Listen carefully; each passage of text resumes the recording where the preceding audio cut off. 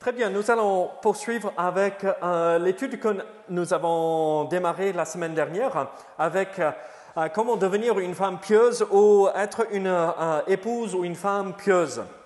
Et donc, malheureusement, l'enregistrement de la semaine dernière n'a pas fonctionné. Et donc, nous allons essayer de faire de notre mieux pour comprendre la suite avec Proverbe 31. Donc, je vous invite à ouvrir votre Bible à Proverbe 31 et nous allons passer la grande majorité de notre temps ici dans ce proverbe ce soir. Parce que vous vous rappelez, la semaine dernière, on avait vu on avait démarré l'étude biblique avec quelques idées, comment dirais-je, un point de vue négatif, ce qu'une femme pieuse n'est pas. Et après, par la suite, on a vu la suite avec ce qu'une femme pieuse, elle est. Elle est ceci, elle est cela, elle cherche à être. Et donc, vous vous rappelez, c'est une femme qui cherche à pourvoir aux besoins des autres, c'est une femme qui cherche à travailler, c'est une femme qui cherche à être habillée d'une façon décente ou correctement pour ne pas être une source de tentation, une pierre d'achoppement pour les uns les autres. Donc, c'est ces idées que nous avons vues la semaine dernière. Et là, ce soir, nous allons voir les 6 derniers aspects ou est-ce que c'est tous les attributs d'une femme pieuse? Bien sûr que non. Mais on va voir 6 attributs de plus de ce que c'est une femme pieuse. Et donc, la première chose qui vient à l'esprit, si je vous pose cette question, qu'est-ce qui vient à l'esprit quand je vous demande de décrire une femme pieuse? Qu'est-ce que c'est une femme pieuse, Paul?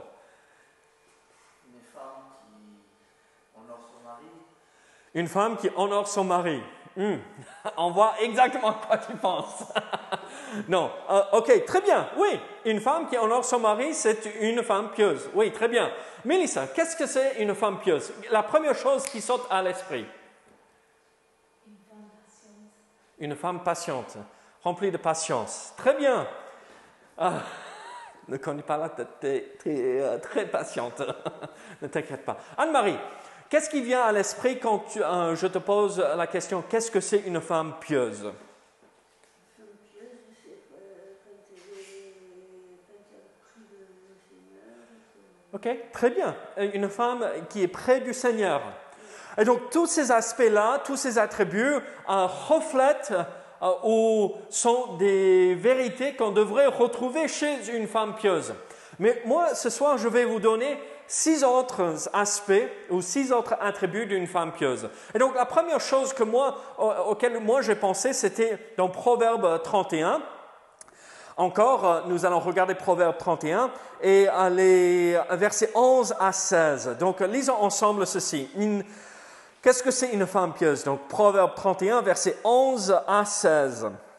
La Bible nous dit ceci. Le cœur de son mari a confiance en elle et les produits ne lui feront pas défaut. Elle lui fait du bien et non du mal. Tous les jours de sa vie, elle se procure de la laine et du lin. Elle travaille d'une main joyeuse. Elle est comme un navire marchand. Elle amène son pain de loin. Elle se lève lorsqu'il est encore nuit et elle donne la nourriture à sa maison. Elle attache à ses servantes. Elle pense à un champ et elle l'acquiert. Du fruit de son travail, elle plante une vigne. Donc, qu'est-ce que nous voyons ici de ce que c'est une femme pieuse, selon Proverbe 31? Là, la première chose que moi je vois ici quand je lis ces versets, c'est une femme pieuse cherche à être une personne de confiance. On peut lui faire confiance. Parce que regardez, c'est le cœur de son mari a confiance en elle et les produits ne lui feront pas défaut. Donc, il sait qu'elle va bien gérer les choses dans la maison. Il sait qu'on peut lui confier de l'argent, même pour acheter un champ, et elle va en gagner de l'argent sur cet achat. On peut lui faire confiance dans tous les domaines. Et donc, dans le domaine spirituel, parce qu'elle est une femme qui cherche à être près du Seigneur, comme Anne-Marie, tu as dit, mais aussi dans le domaine matériel. Si on lui donne un budget, voici 300 € pour le mois, il faut nourrir la famille pendant un mois en entier. Un mois entier pour 300 €. Est-ce possible, Paul? 300 € pour nourrir? Non. Ça va être juste, hein? Surtout avec une grande famille. Si tu fais que les courses,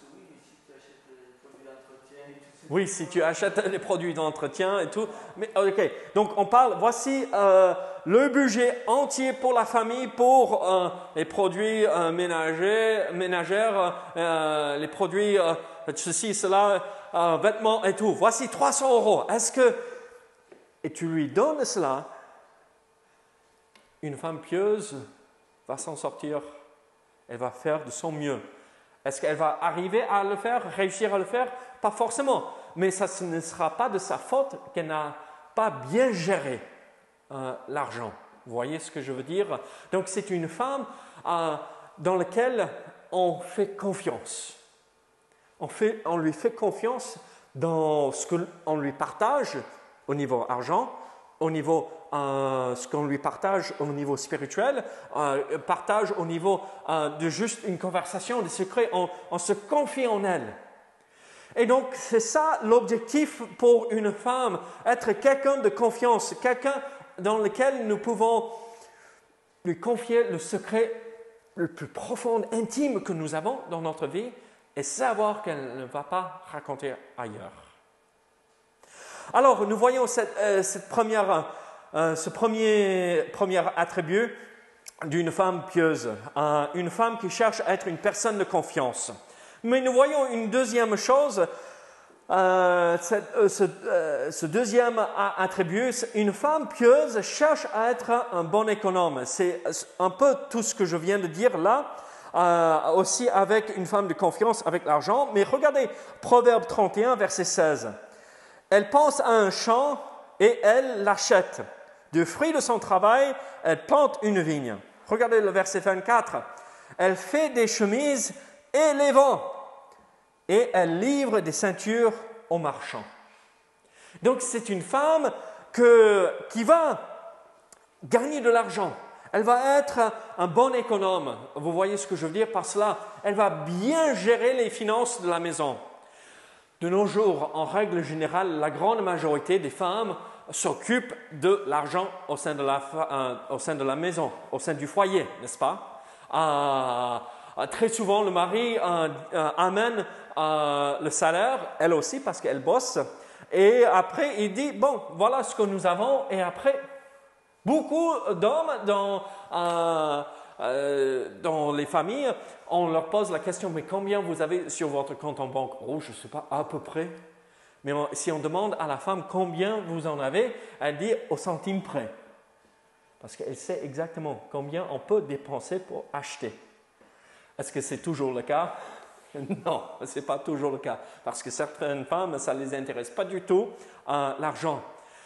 Mais être un bon économe, quelqu'un qui gère bien les finances et l'argent, ça c'est être une femme pieuse selon Dieu. Parce qu'il faut vivre selon nos moyens et pas dépasser. Parce que ce n'est pas ce que Dieu nous demande de faire. Être raisonnable dans notre conduite, même au niveau financier. Et alors, là, il faut comprendre que de nos jours, quand nous regardons le monde, qu'est-ce que les jeunes de nos jours font?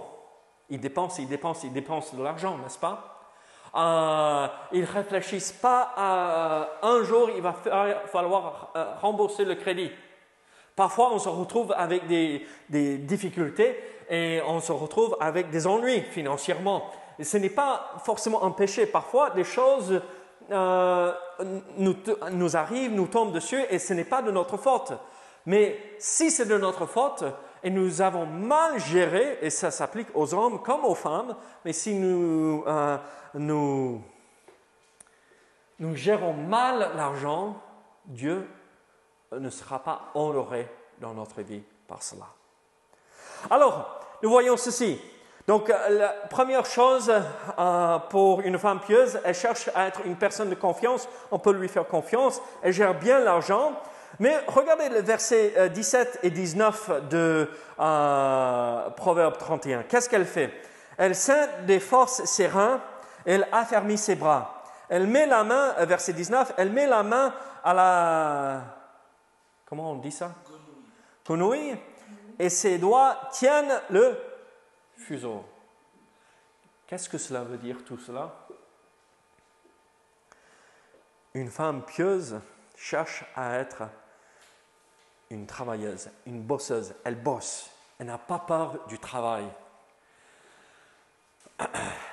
Je sais, mesdames, que vous préférez avoir des mains douces ou vous n'avez pas d'ampoule sur les mains. Je comprends, je sais que vous voulez. Les femmes ne transpirent pas. Ah, d'accord? C'est pas possible qu'une femme transpire. C'est juste pas une réalité, c'est ça? Au moins, c'est ce qu'on a entendu, non? Ah, les femmes sont toujours parfaitement habillées, avec la coiffure parfaite, avec les mains et tout propre comme il faut, et jamais une chose mal placée. Mais ça ne devrait pas l'empêcher d'être une femme qui travaille, qui bosse. Regardez, une femme qui est prête à se lever, faire tout le nécessaire et travailler. Une femme n'est pas quelqu'un qui reste une femme selon Dieu, n'est pas une femme qui reste à la maison en attendant que quelqu'un lui ramène de l'argent et après elle fait ce qu'elle veut avec. Une femme va accompagner et elle aussi va bosser et travailler. Peut-être elle n'a pas un travail en dehors du foyer. Peut-être elle s'occupe de son foyer et ses enfants. Et ça, c'est un travail à plein temps aussi. Donc, ce n'est pas que ici, la femme doit sortir de la maison pour travailler, mais si elle veut, elle a le droit et elle peut. S'il y a besoin dans la famille pour avoir un salaire de plus pour s'en sortir, et il faut sortir et travailler. Mais il faut qu'elle ait le désir et le cœur de travailler. Parce que Dieu nous appelle tous à être ceux qui sont connus pour travailler honnêtement de nos propres mains pour se nourrir et pourvoir à nos besoins. Donc, c'est ça. Elle gère l'argent. Une personne de confiance. Elle n'a pas peur du travail. Elle est prête à tout faire pour pourvoir à ses besoins et les besoins de sa famille. Mais aussi, nous voyons une autre chose. Regardez, Proverbe 31, verset 23, verset 28, et nous allons regarder aussi 1 Timothée 3, verset 7. Qu'est-ce que nous voyons ici? Son mari est considéré aux portes, donc aux portes de la ville. Au moment où Proverbe 31 a été écrit, les portes étaient plus ou moins l'hôtel de ville, où les hommes haut placés et les personnes haut placées, les femmes haut placées, étaient là pour gérer les affaires de la ville. Et donc, regardez, son mari est considéré aux portes, donc il a une bonne réputation lorsqu'il siège avec les anciens du pays. Regardez verset 28, ses fils se lèvent et la disent heureuse. Son mari se lève et lui donne des louanges. Qu'est-ce que nous voyons ici? 1 Timothée chapitre 3 verset 7, il faut aussi qu'ils reçoivent un bon témoignage de ceux du dehors, afin de ne pas tomber dans l'opprobre et dans les pièges du diable. Qu'est-ce que nous voyons en fait? Pourquoi son mari a une bonne réputation? Parce qu'elle travaille, elle pourvoit, c'est elle qui gère tout. Dans Proverbe 31, le mari lui a confié tout. Et tout le monde regarde comment le foyer s'en sort bien, comme il faut. Regardez, ses fils se lèvent et la disent heureuse, son mari se lève et lui donne des louanges. Une bonne réputation. Une femme pieuse cherche à avoir une bonne réputation. Cherche à avoir une bonne réputation. Quand on pense à une femme qui honore Dieu, une femme qui suit le Seigneur, la première chose qui devrait venir et sauter à l'esprit, c'est « Ah, elle fait ceci bien comme il faut. Ah là, elle est extraordinaire dans ce domaine. Ah là, elle est exceptionnelle. Ah là, elle est merveilleuse dans ceci ou cela. Une femme de bonne réputation, que tout le monde sait qu'elle est digne de confiance, que personne ne peut parler mal d'elle. Est-ce qu'une femme parfaite existe? Non. Non. On aura des moments où on va tomber dans la vie. Mais ce qui caractérise une femme pieuse, ce n'est pas le fait qu'elle n'est pas tombée, mais ce qu'elle s'est levée quand, après avoir tombé, elle a demandé pardon, elle a réglé ses fautes et après elle avance. Et personne ne peut la reprocher par la suite parce qu'elle a tout fait. Alors nous voyons ceci, c'est une femme qui cherche à avoir une bonne réputation. Une femme qui cherche à avoir une bonne réputation et que tout le monde puisse dire « Ah, maman, elle était parfaite. Ma femme, elle est extraordinaire. Ma sœur, elle est extraordinaire. »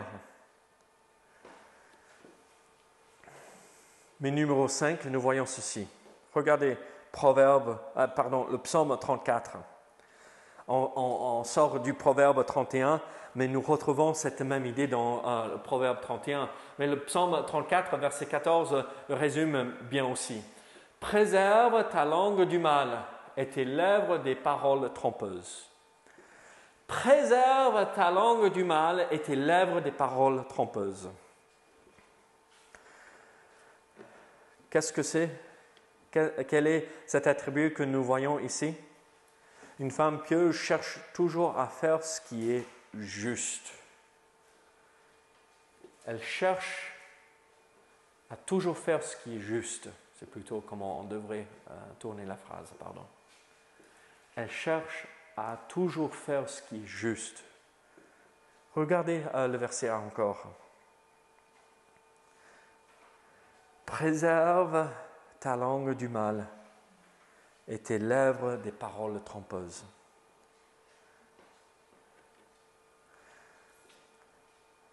Toujours faire ce qui est juste, en action, mais aussi en parole.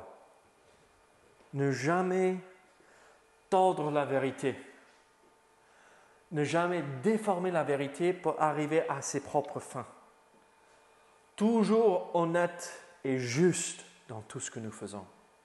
Vous savez ce que la Bible dit dans Ésaïe, n'est-ce pas? Dieu, on décrit Dieu comme étant 3 fois saint, n'est-ce pas? Saint, saint, saint et l'Éternel.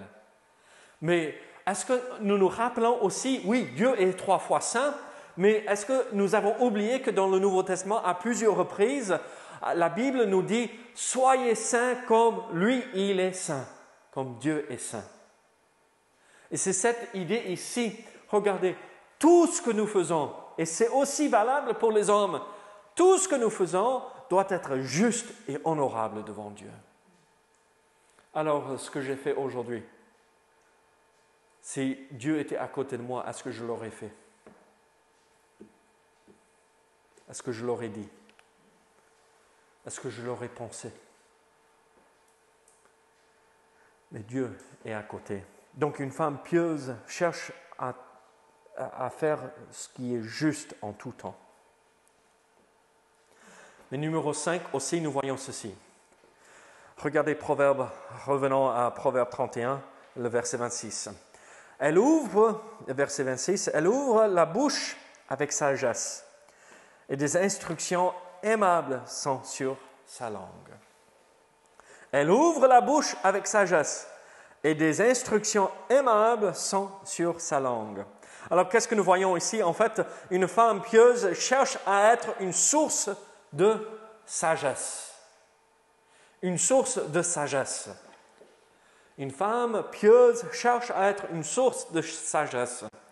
Elle ouvre la bouche avec sagesse et des instructions aimables sortent de sa langue, sont sur sa langue.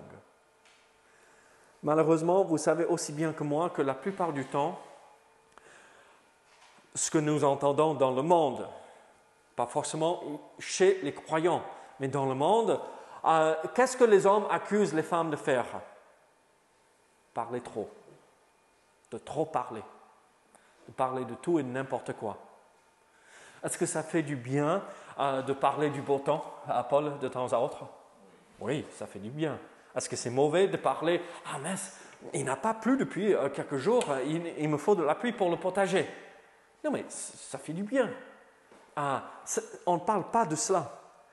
On parle de ce problème qui caractérise les hommes comme les femmes, ou les femmes comme les hommes, qu'on parle trop et c'est l'insensé qui ouvre sa bouche. Il parle avant de réfléchir. Et ce qui devrait caractériser et qui caractérise la femme pieuse, c'est que quand elle ouvre sa bouche, on sait que des paroles sages, posées, vont être exprimées. Pas n'importe quoi. Et des instructions aimables sont sur sa langue. Qu'on aime entendre les instructions qu'elle donne.